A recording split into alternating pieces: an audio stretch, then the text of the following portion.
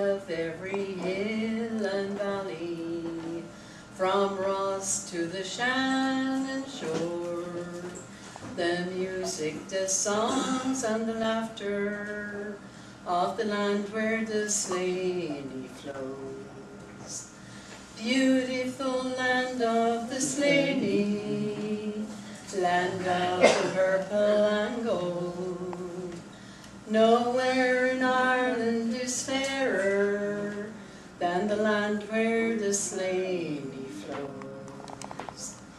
I see all the towns of Wexford, each road winding far and near, that memories fondly linger around me through all the years.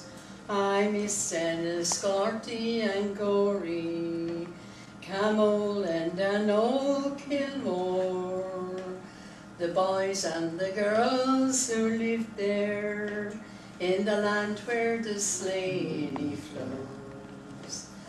Beautiful land of the Slaney, land of the purple and gold.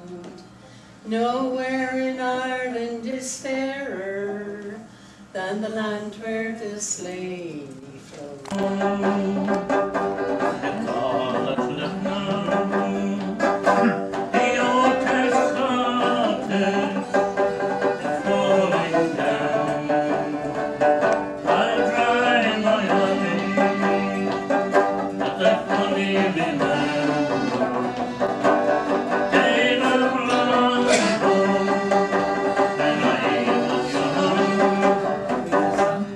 In my father's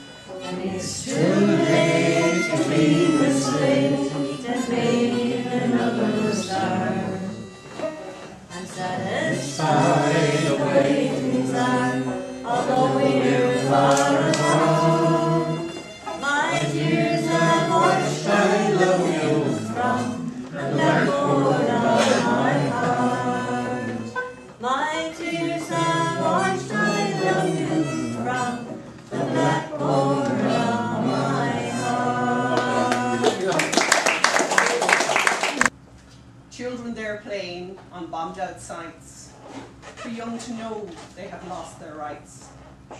To a childhood free of danger and fright, as the war it rages throughout the night. Proud adults live with pain and loss, emotional boundaries they cannot cross, missing family and friends, too young to die. They hold strong memories of where they lie. The displaced they scatter to far-flung shores, to friends and strangers who open their doors, leaving behind a war-torn land, seeking refuge and comfort in a new homeland. Political agendas and strong religious belief bolster the damage and feed the grief, requiring all nations to finally understand what really matters and where they stand. Rewind the messages filled with hope, that such foreign nations will help people cope, live through the disaster and anchor the pain, ensuring longing and praying will not be in vain. Spirit of your laughter like some fairy song, and your eyes twinkle bright as can be. You should laugh all the while, and all other times smile. Now smile, a smile for me. When Irish eyes are smiling, shining like a morning rain. In the name of Irish laughter, you can hear the angels sing. When Irish eyes are happy, all the world seems bright and gay. And when Irish eyes are smiling, should they steal your heart away? For your smile is a part of the love in your heart, and it makes even the sunshine so bright. Like the linnet's sweet song, crooning all the day long, sounds your laughter so tender and light. For the springtime of life is the sweetest of all. There is never a real care or regret. And when springtime is ours, through all our youth's hours, let us smile every chance we get. When Irish eyes are smiling, shut is like a morning spring.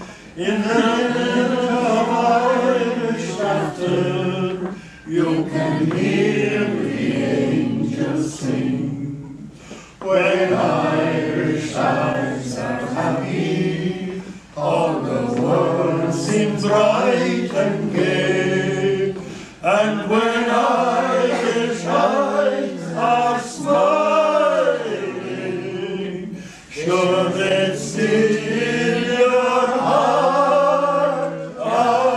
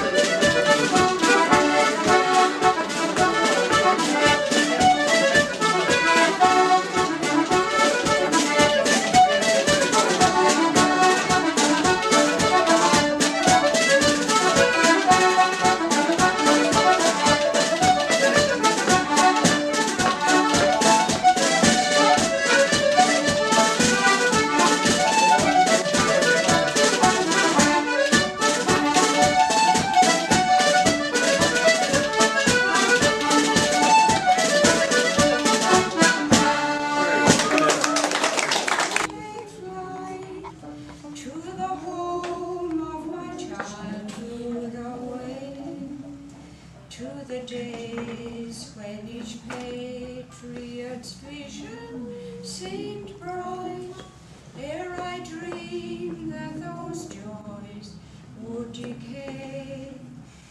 My heart was as light as the fair wind that blows down the Mardyke through each elm tree, where I sported and played neath the leafy shade on the banks of my own lovely lake, where I sported and played neath the leafy shade on the banks. He wore no jewels, nor costly diamonds, no paint or powder, no, none at all.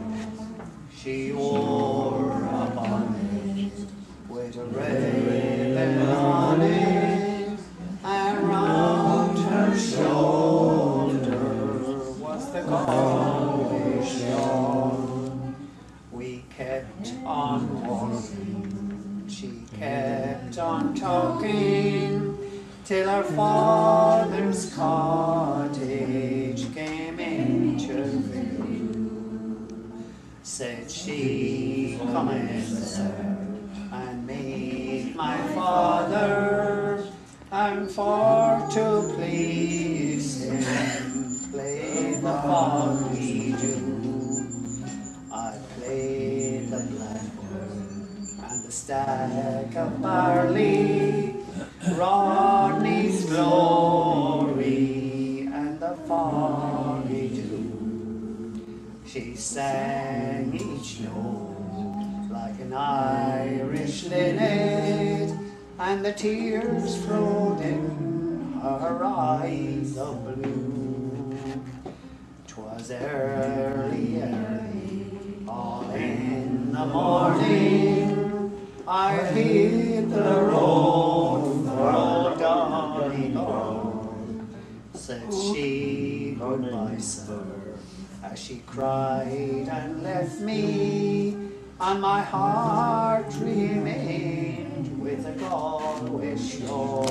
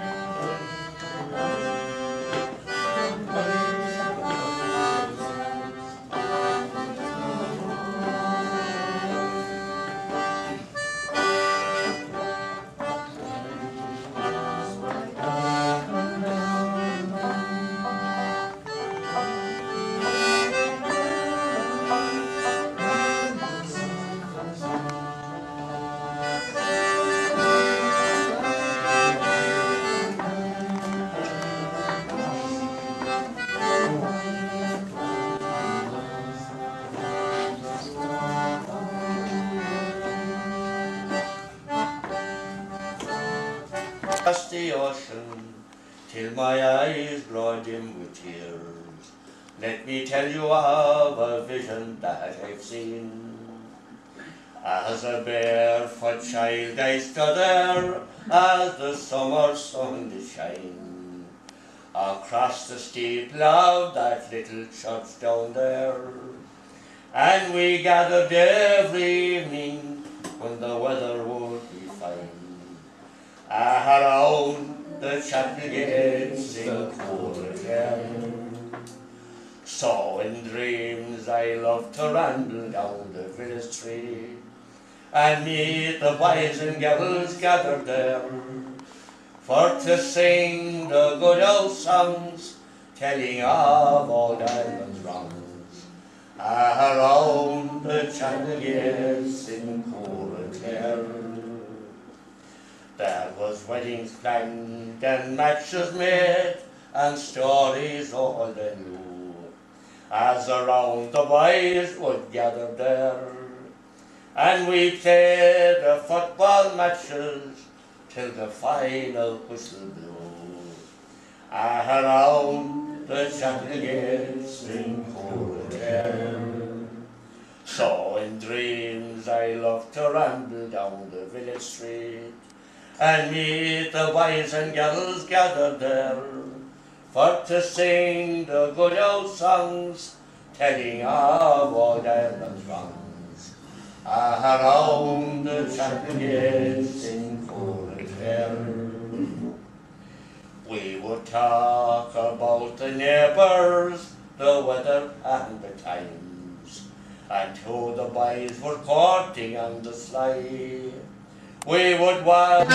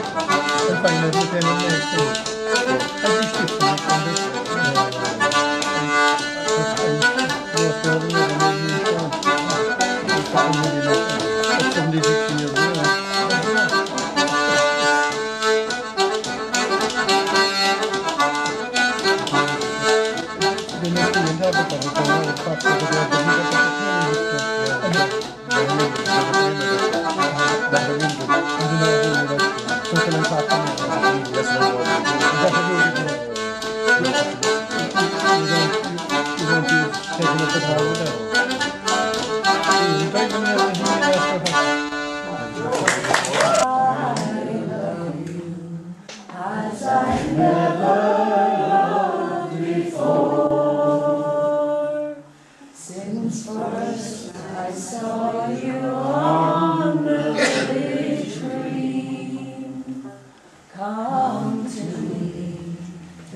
my dreams of long ago.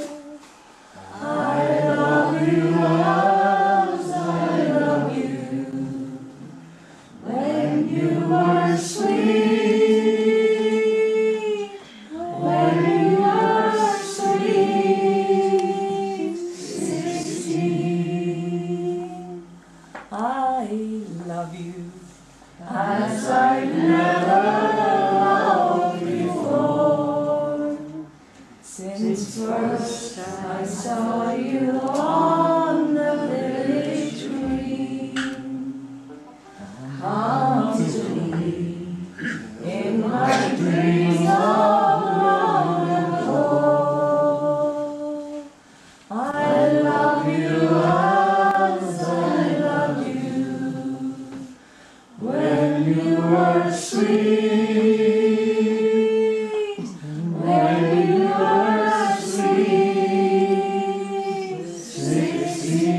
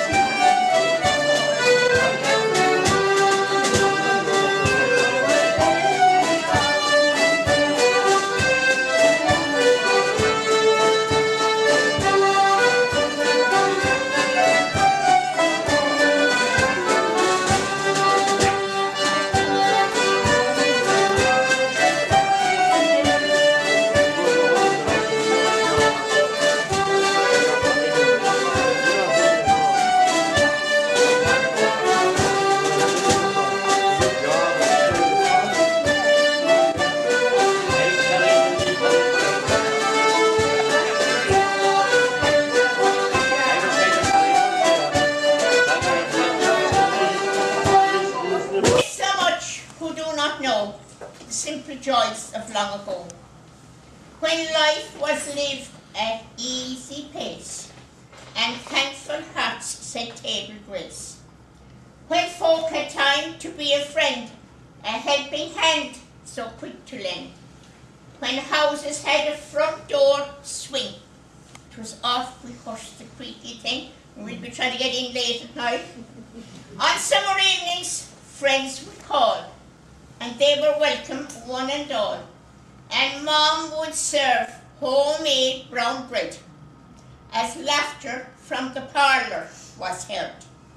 We were not rich in days of yore, but we had blessings by the score.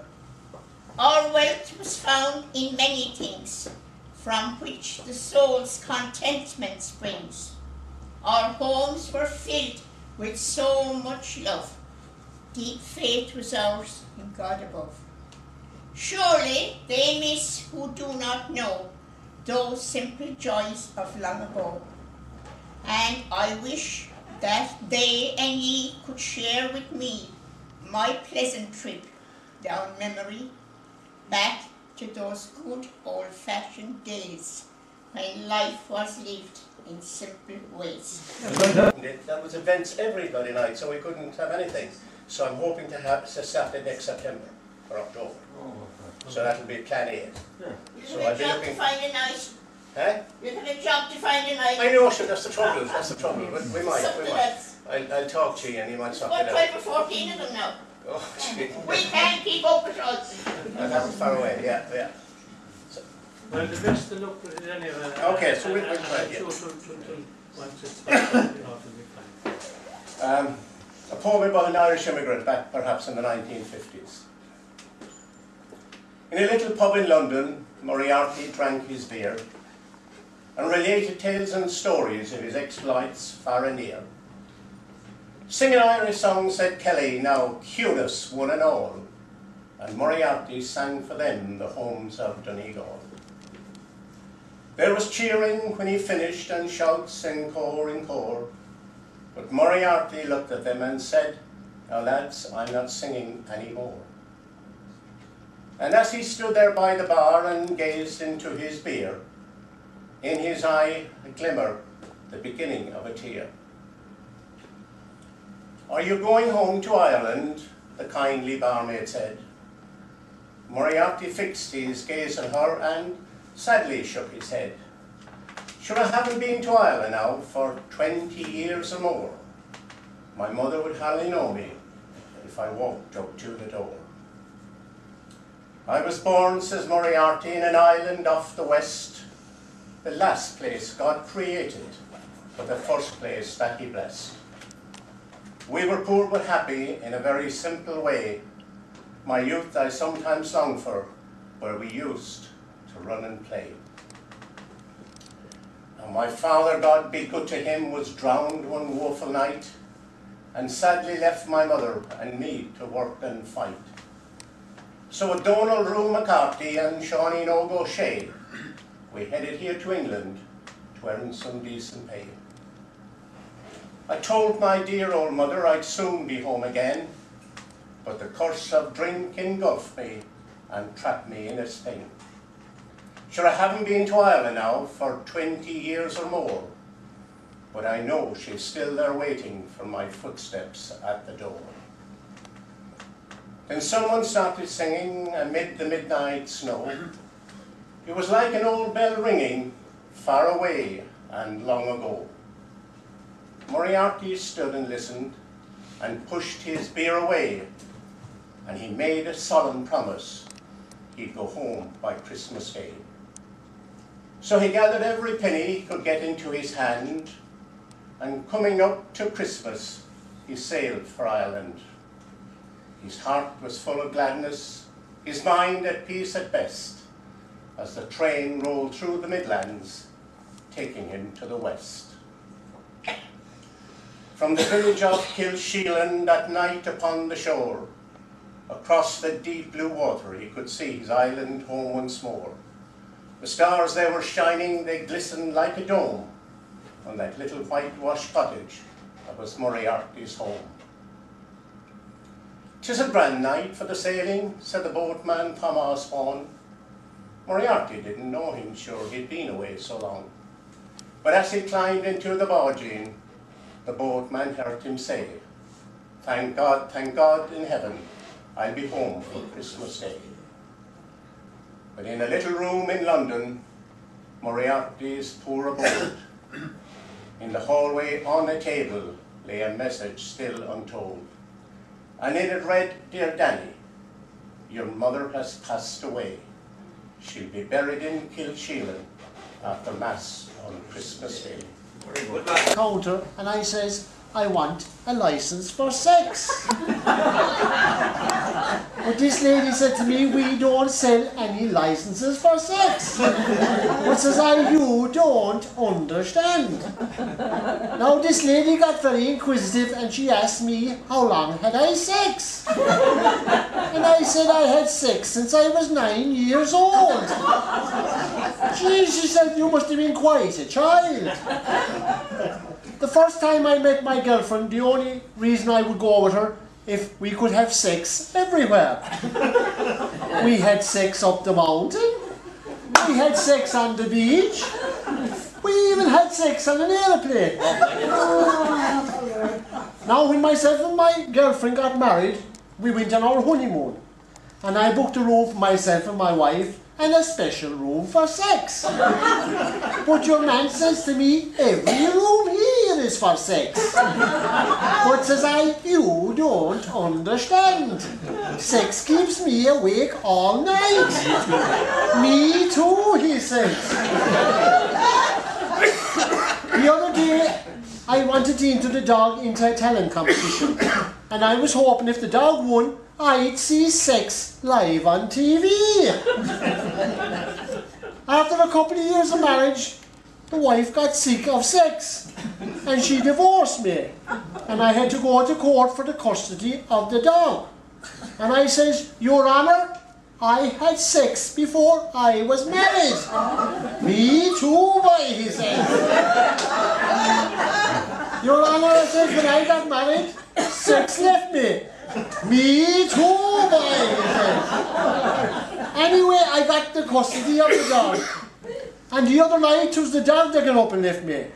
And there I was down the street at 4:30 in the morning looking for the dog. And I came across a guard and he says to me, "What are you doing down this hour of the morning looking? What are you looking for?" I says, "I'm looking for sex." He wrote me a ticket. I said, "You don't understand." I had to go to court anyway. I said, "Your Honour, you don't understand." He says, "I do." He says, "You have a sex addiction." So he sent me to a sex therapist. And my first time to go into the sex therapist, she told me the best thing for you to do is to get a dog. Through France and Germany, but the heart feels light on the Clare road that runs down to the sea. I was a stranger on that road so many years ago. They greeted me so friendly with a warm and kind hello. When the bright red sun sinks in the west, it is there I long to be, where peace is found on the Clare road that runs down to the sea. The lovely folk for brighter lights, for fortune and for fame, they leave their nest homes far behind, and hearts that call their names. As the years go by, some live and die, and some long to feel so free. Home again, the Clare road that runs down to the sea. We're on the coast of I left my old home to town made my way. I met with a young man on the road I did go, and he told me of the death of John Joe. has left us behind.